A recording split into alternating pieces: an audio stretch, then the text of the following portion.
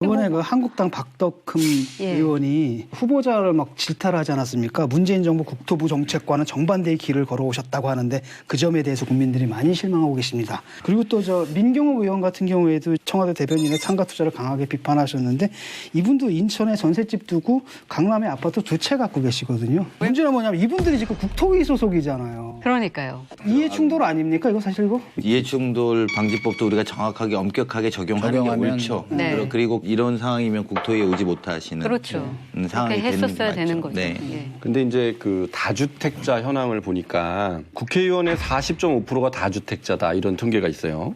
그중에 주택 6채를 보유하고 있는 분이 이주영, 이용주 요 두 분. 근데 이제 그런 분들 말고 이제 다주택자라고 하는 사람들한테 2채를 가지고 있는 분들도 거기에 이제 포함을 시키는 것 같아요. 그죠? 근데 저는 그 기준에 대해서는 조금 이견이 있어요. 다자라는 건 마늘 다자인데 2채가 많다라고 얘기할 수 있는 건가라는 생각이 들고 두 번째는 내용인데 예를 들어서 서울에 집이 있는데 세종시에 발령이 나서 거기도 집을 마련했다. 그리고 또 뭐 저 지방에 어디 또 집을 한 채 사놨다. 저는 그런 거는 비난할 수는 없다고 봅니다. 그런데 문제는 강남 3구.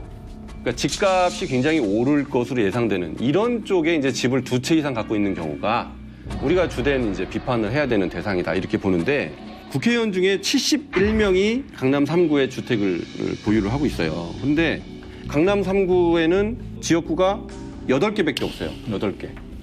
그러면 지역구 내에 집을 가질 수 있는 국회의원은 강남 3구는 8명이어야 되는데 71명이 갖고 있단 말이에요. 이게 대한민국 국회에서 강남이 과도 대표되는 거예요, 이게. 그 이유죠. 그죠? 우리 강남 위주의 부동산 정책으로 왜곡될 수밖에 없는 이유가 전 여기에 있다고 보는데 아니 그 8명이면 되는 그 강남 지역의 주택 보유자가 왜 71명씩이나 됩니까? 이런 것들이야말로 우리가 집중적으로 분석하고 비판해야 되는 대상이 돼야 된다고 봅니다. 저는 선악의 개념으로 정치인들이 다 부동산을 가지면 안 된다거나 많이 가진 게 죄다거나 뭐 이렇게 생각하지는 않습니다. 근데 적어도 아까 이제 우리 이해충돌 방지도 잠깐 이야기했습니다만 미국에는 그렇다는 거 아닙니까? 장관 중에 유난히 이민 온 사람을 잘못 쓴 경우에는 이 장관은 될 수 없다. 그게 법무부 장관이라는 거잖아요. 그리고 이제 우리도 자기 자식을 사교육으로 막 이렇게 공부시켰던 분이 교육부 총리가 한다면 우린 반대하거나 또는 국토부 장관을 하려면 적어도 투기로서 부동산으로 돈을 버는 경험은 없다든지 아 그래야 이 사람이 하는 정책에 대해서 국민들이 신뢰할 수 있고 그런 정도의 룰들은 좀 암묵적으로 만들어 나가야 되는 거 아닌가라는 생각은 많이 듭니다.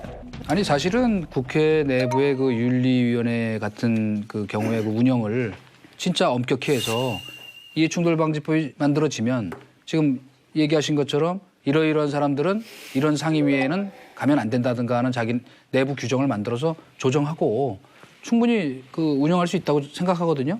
그런데 이제 아까처럼 지적을 잘해 주셨는데 국민들의 혼란이랄까 분노랄까 하는 것들이 그런 거잖아요. 자기는 애들 저 외고 보내고 유학 보내고 여기서 제대로 교육도 안 시키면서 뭐 자사고 없애자 그러고 특목고 없애자 그러고 이런 것들이 사실 위선의 정치 아까 얘기하신 더 문제인 것이거든요. 그러니까 뭐 무조건 뭐 부동산이 더 있다 그래서 뭐 비판하고 하는 것보다는 그렇게 하나하나의 제대로 된 경우를 따져서 이것이 이제 이해충돌의 원칙에 어긋나는가 하는 것들을 구체적인 강론적 사회로 실체적으로 움직여갔으면 좋겠어요. 그런 면에서 저는 빨리 이해충돌 방지법부터 입안하고 청문회 제도도 고치고 그다음에 국회도 지금 사실 윤리위원회는 심하게 얘기하면 있으나 마나잖아요.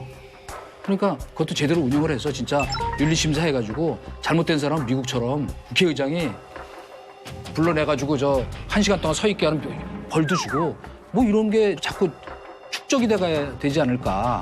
뭐 맨날 똑같은 얘기 쳇바퀴처럼 정권 몇 번씩 바뀌어도 반복되는 이거는 차제 진짜 바꿔야 된다고 생각해요. 우리 문재인 정부가.